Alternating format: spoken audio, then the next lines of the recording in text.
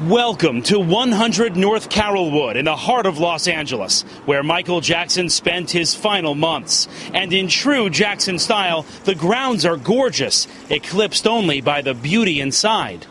How are you? Welcome. Good to see you. Good to see you as well. Thank you for having me. Come on in. Showing us around, that's Darren Julian and Martin Nolan from Julian's Auction House, preparing to sell everything in here. The decor is majestic. Michael lived in this mansion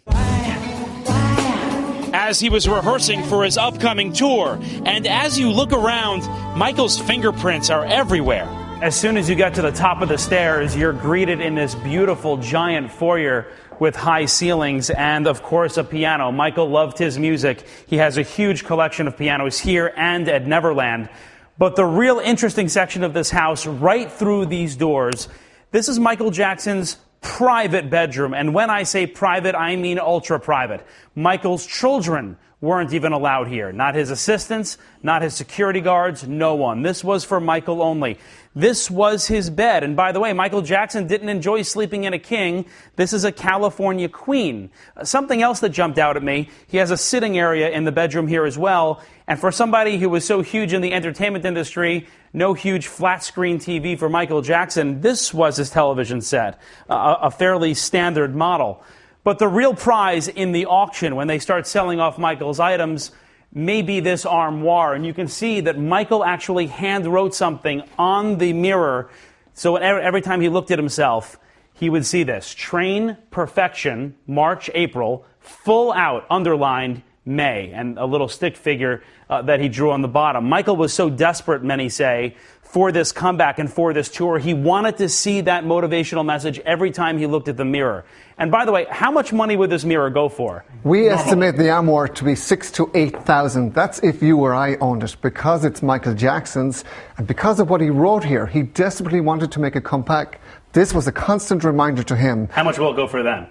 It could be $40,000, $50,000. And that's part of the point here, Darren, right? That this is Michael's inner sanctum and everything goes for more money. That's exactly right. Anything in here will sell for more money because these are part of his private life that no one else got to see. How much of this is for sale? Well, everything in the house that's movable is for sale. Right through here is Michael's personal bathroom. And again, this is all part of that master suite that is so private, only Michael was allowed in here. So big, it can fit a tub and a chaise lounge right in the middle. There's something very interesting right through here. And his shower, by the way, is enclosed in double-sided glass.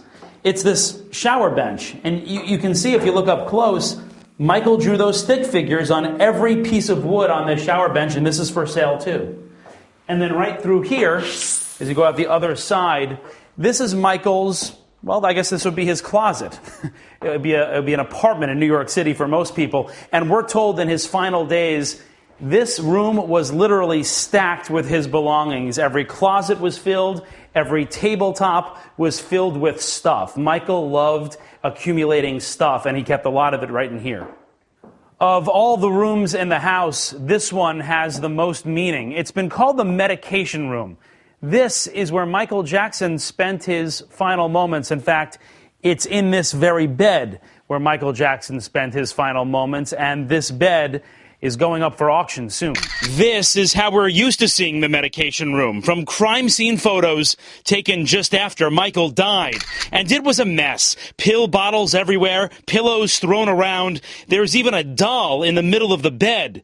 Dr. Conrad Murray administered the propofol right here at Michael's bedside. Of course, this is a piece of history now. Yeah, I mean, like his inner sanctum, anything in this room is going to have more value.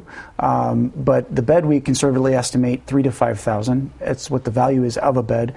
But because it's historical significance in this room, it's going to be far greater. Do you expect to get perhaps the most money for this particular item of everything?